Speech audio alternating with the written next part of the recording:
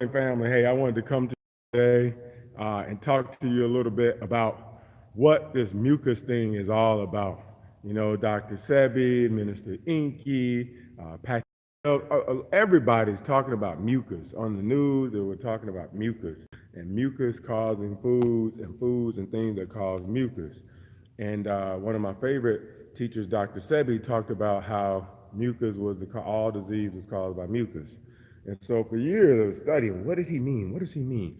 All disease is caused by mucus. Mucus is the root of all diseases.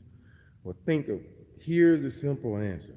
Everything you do requires a buffer, requires acids and bases. When we eat, when we think, when we breathe. So the more acidic, or especially with the preservatives and alkaline foods, the more acidic, acid-forming foods we eat, the more mucus we create. But when we sweat, when we breathe, the sweat is a form of mucus. Uh, stuff that runs out of our nose is a form of mucus, could be seen as mucus. But with food, with nutrition, and the mucus we're talking about that makes us sick, diets that leave us highly acidic leave us highly filled with mucus. Mucus is what forms in your mouth to help digest food, but also when the acids and bases are alive, as they travel through your body, some of these chemicals that are helping digest your food would also digest you without mucus. So mucus is there to protect you and help you. But if you have an excess amount of mucus, you know you have an excess amount of protection going on.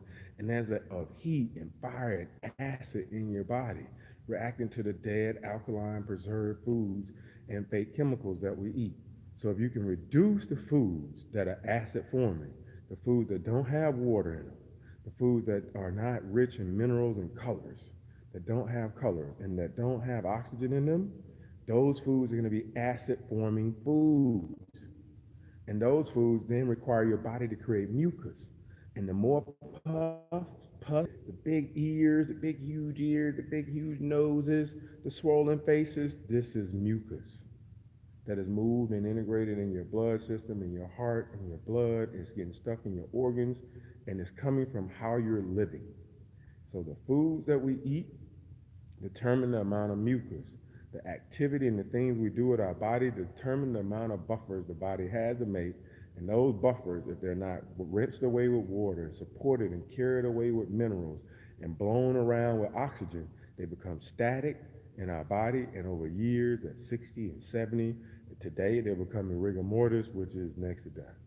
So reduce the mucus forming food, the foods with light in them. The foods with light don't form mucus. Diffuse with food with less sugar, and I love sugar, even in the forms of fruits. The foods with less sugar in them form less mucus. You have to have less of this buffer during digestion.